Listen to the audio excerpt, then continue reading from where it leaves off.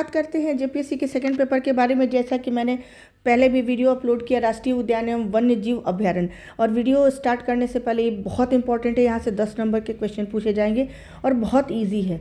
उससे पहले मैं आपसे एक रिक्वेस्ट करना चाहती हूँ, प्लीज़ मेरे चैनल को आप जितनी ज़्यादा मात्रा में सब्सक्राइब करेंगे मेरे लिए उतना ही मोटिवेटेड होना ईजी होगा। तो प्लीज़ मेरे चैनल को सब्सक्राइब करें और कमेंट करना ना भूलें। तो सबसे पहले जानने की कोशिश करते हैं राष्ट्रीय उद्यान क्या होता है। राष्ट्रीय उद्यान होता है जो एक गवर्नमेंट के द्वारा एक नोटिफाइड एरिया होता है, बहुत बड़ी एरिया में होता है, जहाँ किसी भी जीव जंतु या पर्यावरण के संरक्षण के लिए बेसिकली ये बनाया जाता है। और ये एक प्रोहिबिटेड एरिया होता है, बहुत ज़्यादा इस पर प्रतिबंधित क्षेत्र होता है, ठीक है, और इसे कैटेगरी 2 के अंतर्गत रखते हैं। अब आते हैं दूसरी जो चीज़ें हैं, तो पूरे इंडिया में जो देखते हैं तो 104 राष्ट्रीय उद्यान है जिसे नेशनल पार्क कहते हैं, और झारखंड में एक नेशनल पार्क है। दूसरी तरफ देखते हैं वन्य जैव अभ्यारण्य जो होता है, वन्य जीव अभ्यारण्य, वो बहुत ज़्यादा कम प्रतिबंधित क्षेत्र होता है, मतलब वहाँ ह्यूमन एक्टिविटीज़ हो सकती हैं। तो 543 है, जिसमें से आपको 11 जो है वाइल्ड लाइफ सेंचुरी वो केवल झारखंड में है। तो ये एक है डेटा, वैसे शायद पूछा ना जाए लेकिन पूछा जा सकता है, इसलिए आपको इसको ध्यान में रखेंगे। अब आते हैं बाकी चीज़ों पे। सबसे पहले देखने की कोशिश करते हैं कि सबसे पहले जो राष्ट्रीय उद्यान पलामू टाइगर रिजर्व सबसे ज़्यादा इम्पोर्टेंट, यहाँ से हर साल क्वेश्चन बनते ही हैं, लगभग बनते हैं। पलामू टाइगर रिजर्व जो है, ठीक है, पलामू टाइगर रिजर्व जो है वो है आपको लातेहार डिस्ट्रिक्ट में, ठीक है, ध्यान रखेंगे। पलामू से दिमाग कभी पलामू भी जा सकता है, तो ये लातेहार डिस्ट्रिक्ट में है। और लातेहार डिस्ट्रिक्ट में अब क्या क्या पूछा जा सकता है, एक तो आपसे पूछा जाएगा लातेहार डिस्ट्रिक्ट पूछा जाएगा, दूसरी पूछी जाएगी इसकी स्थापना कब हुआ था, तीसरा पूछा जाएगा इसका एरिया। तो इसका एरिया आप ये तीनों चीज़ लगभग 1026 लगभग याद रखेंगे, कोई इतनी दिक्कत नहीं है। और इम्पॉर्टेंट ये है कि एक मात्र टाइगर रिजर्व है पूरे झारखंड का, और 9 टाइगर रिजर्व इनिशियली बने थे भारत में मूल रूप से जिसमें से एक ये भी था, तो ये इम्पॉर्टेंट हो जाता है। अब दूसरी बात, लातेहार, इसके 3 नदियाँ इसके वाटरशेड एरिया, ये 3 नदियों के आरक्षित क्षेत्र या वाटरशेड एरिया में आता है। वो है आपको औरंगा, ठीक है, कोयल और बुरहा, ये 3 के वाटरशेड में आता है। अब इसका लोकेशन आप एक बार देख लेंगे, इससे ज़्यादा क्वेश्चन इसमें नहीं पूछा जाएगा, ठीक है, बस एरिया भी ध्यान रखेंगे। अब आते हैं दूसरे पे, Betla tiger reserve, Betla national park, sorry. अब बेतला जो है वो एक केवल ये नाम नहीं है, इसका पूरा फुल फॉर्म होता है, इसलिए ध्यान रखेंगे। सबसे पहले देखेंगे बाइसॉन भी कह सकते हैं इसको, उसके बाद देखेंगे एलिफेंट, ठीक है, उसके बाद देखेंगे टाइगर, उसके बाद देखेंगे लेपर्ड, और उसके बाद जो देखेंगे एक्सिस, ठीक है, एक्सिस, ये इसका फुल फॉर्म है। हो सकता है पूछा जाए, कोई ज़रूरी नहीं है। ये भी लातेहार डिस्ट्रिक्ट में है। तो वाइल्ड लाइफ चीज़ों के लिए लातेहार बहुत इंपॉर्टेंट है, इसको कभी भी इग्नोर ना करें। ये झारखंड का एकमात्र राष्ट्रीय उद्यान है, इतना भी ध्यान रखें, ठीक है। अब इसकी स्थापना जो हुई इसके बाद होती है, 1986 में इसकी स्थापना होती है, ध्यान रखने वाली बात है। और ये सबसे पहले जो सर्वप्रथम, यहाँ भी टाइगर रिजर्व है, मतलब टाइगर के लिए है संरक्षित क्षेत्र। और इंडिया में जो टाइगर रिजर्व की सबसे पहले जो टाइगर्स की काउंटिंग शुरू की गई 19 में 3200 यहीं पे पहली काउंटिंग शुरू की गई थी, बेतला नेशनल पार्क में। तो ध्यान रखेंगे, ठीक है। यहाँ हालांकि प्रोजेक्ट टाइगर भी चलाया जा रहा है, जो 1974 में शुरू हुआ था, यहाँ भी चलाया जा रहा है। इसका जो एरिया है 266 ऑलमोस्ट, इसके बाद पॉइंट में जाने की ज़रूरत नहीं है आपको, ठीक है। इतना स्क्वायर किलोमीटर का ये एरिया है, इतना आपको ध्यान रखने हैं। लातेहार में है, इससे ज़्यादा आपको जानने की कोई वैसी ज़रूरत नहीं है। इसका कभी फुल फॉर्म पूछ सकता है तो आप देख लेंगे। तीसरा जो इम्पोर्टेंट है वो है आपको पलामू वन्य जीव अभ्यारण्य, जिसे वाइल्ड लाइफ सेंचुरी कहते हैं। Palamu wild life sanctuary,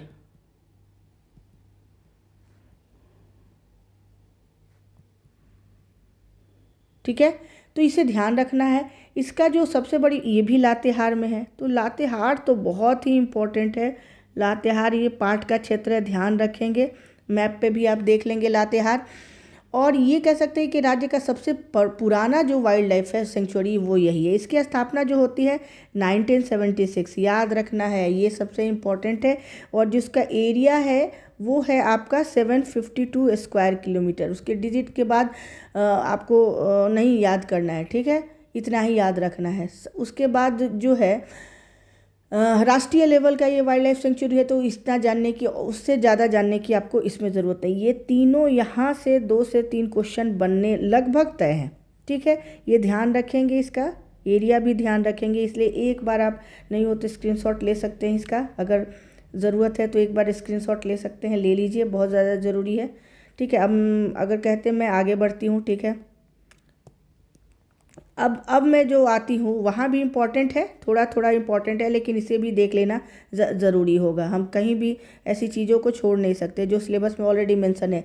dalma जो है, ठीक है, दालमा आपको कहाँ है, आपको जमशेदपुर के पास है, ठीक है। दालमा जो जमशेदपुर, ये कह सकते हैं कि दालमा जो है सरायकेला खरसावां और ईस्ट सिंहभूम दोनों डिस्ट्रिक्ट में पड़ता है, ठीक है। इसका जो उद्घाटन का मतलब स्थापना वर्ष है 1975। तो आप एक जगह क्रोनोलॉजी सजा रहे हैं। मैंने आपको क्रोनोलॉजी बताने का एक ट्रिक बताया था, जैसे मान लीजिए कि 1970 के बाद से ही शुरू हो रहा है सारी चीज़ें, तो 70 के मान लीजिए यहाँ आपने 1970 कर दिया, यहाँ से ले गए, यहाँ से ले गए, ऐसे कर दिया, ठीक है। ये हो गया आपको 1980 हो गया, 1990 हो गया, ये वर्ष 2000, कुछ माइंड मैप ऐसे ही बनाइए। अब 1974 में सबसे पहले क्या हुआ था बताइए, पलामू टाइगर रिजर्व। तो 1974 यहाँ आपने लिखा, यहाँ लिखा पलामू टाइगर रिजर्व, इस लाइन में लिखा, ठीक है। 1975 में आपको क्या हुआ, दालमा हुआ, तो आपने यहाँ पे दालमा लिखा। 1976 में जो हुआ 1976 लिखा, यहाँ लिखा। इस तरह करके आप एक क्रोनोलॉजी में इसको सजा सकते हैं, जो आपके लिए ईजी होगा याद करना, ठीक है।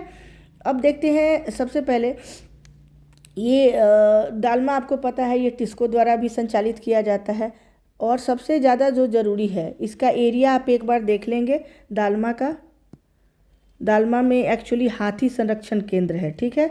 यहाँ सबसे पहले प्रोजेक्ट एलिफेंट शुरू किया गया था, परहैप्स 1992 के आसपास, इसलिए दालमा बहुत ज़्यादा ज़रूरी है। दालमा प्रोजेक्ट यहाँ एलिफेंट शुरू किया गया था, प्रोजेक्ट एलिफेंट, तो इसलिए दालमा ज़्यादा ज़रूरी है, इसलिए आप इसे स्किप ना करें और बहुत अच्छे से इसको देख लें। इसका एरिया जो है, एरिया बहुत सब आजकल पूछा जा रहा है क्वेश्चन एरिया से, तो एरिया जो है वो है आपका 932 या 93 या 2 है, लगभग यही है, तो इतना नहीं आपको जानने की ज़रूरत है, तो लगभग यही एरिया होगा, तो इसलिए आप इसे देख लेंगे एक बार। उसके बाद जो आती है यहाँ प्रोजेक्ट शुरू किया गया था एलिफेंट, ठीक है।